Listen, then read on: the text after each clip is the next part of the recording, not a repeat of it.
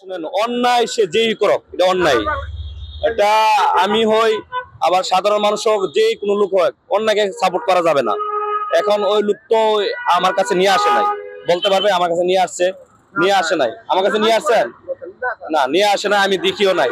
যেহেতু বলছে ওই লোক যদি নিয়ে আসতো, ওই লোকের কথা শুনবে কেন? এখানে এইটা হলো ভিআইপি রুট, মিন্টু রুট। এই রুটে কোনো রিক্সা এবং ওই মানে ধরেন নিষিদ্ধ যান চলাচল নিষিদ্ধ।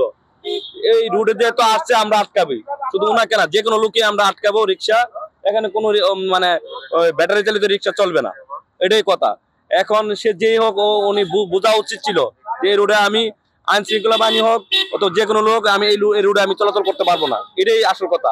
মানে এই যে লোকে এখন ধরছে, এখন অবশ্যই সে এখানে একটা ফাইন দিয়ে চলে যেতে হবে, সরকারি ফাইন, যেটা আর কোনো বিকল্প রাস্তা নাই।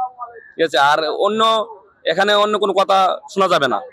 আচ্ছা, এই যে যাদেরকে আপনি সকাল থেকে কতগুলা গাড়ি ডাম্পিং করেছেন এবং রেকার করেছেন? রেকার এ পর্যন্ত করা হয়েছে 10টা রেকার করা হয়েছে এ পর্যন্ত।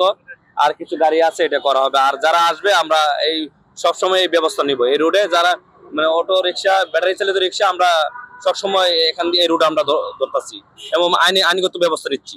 সকাল কয়টা থেকে আজকের অভিযানটা পরিচালনা করেন? আর 9টা থেকে করা হচ্ছে। প্রতিদিনই করেন? প্রতিদিনই করা হচ্ছে, প্রতিদিন আমরা আইনগত ব্যবস্থা নিচ্ছি।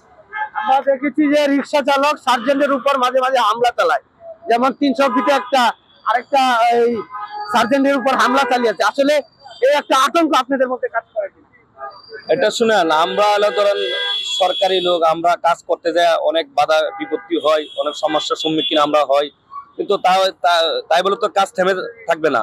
আমরা অবশ্যই কাজ চালিয়ে যাব, আইনগতভাবে আমরা কাজ করব। আমাদের সমস্যা হবে, সমস্যা মোকাবেলা করে আমরা কাজ করতে হবে। এটাই আমাদের পাশে। আমরা যখন কাজ করি সবাই আমাদের পাশে থাকে। সমস্যা হয় যারা উচ্ছৃঙ্খল করে, মব করতে চায়, ওরা আমাদেরকে সমস্যা করতে চায়, কিন্তু আমরা আইনের প্রতি শ্রদ্ধা রেখে আমরা কাজ চালিয়ে যাবো ইনশাল্লাহ। দেখি রিক্সা চালকরা দোষ দিচ্ছে যাত্রীদের, যাত্রী দোষ দিচ্ছে রিক্সা চালকের। এই বিষয়টা কেমন? এটা সবাই বাঁচতে চায়। যাত্রী যারা, ওরাই ওদের গন্তব্যস্থলে যেভাবে হোক, যে রুটে হোক যেতে চায়। রিক্সারা দেখা যাচ্ছে নিজে ওই কিছু টাকা পাওয়ার জন্য কোনো রুট দেখে না, ভিআইপি রুট দেখে না, কোনো কাজ দেখে না, ওরা মন মতো চলে। এখন যারা রিক্সা চালায় ওরাও উচিত যে আমরা মেন রুটে যেন না উঠি। কমপক্ষে মেন রুটে এই উলিগুলি আছে, ওইগুলো আমরা চলাচল করি। মেন রুটে তো আমরা যাইতে, মানে যাত্রীদেরকে বলা উচিত যে আমরা ওই রুটে যাবো না।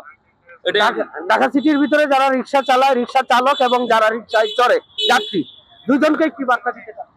দুজনকে বার্তা দিতে যাচ্ছি যে যারা মূলত রিক্সা চালায়, ওরাও বলা উচিত যে যাত্রীদেরকে আমরা এই রুটে যেতে পারবো না, আপনি অন্য রুটে চলেন। আর যারা আমরা জনগণ, ওরাও সচেতন হওয়া উচিত যে এই রুটে রিক্সা চালা নিষিদ্ধ, আমরা এই রুটে না যাওয়া উচিত।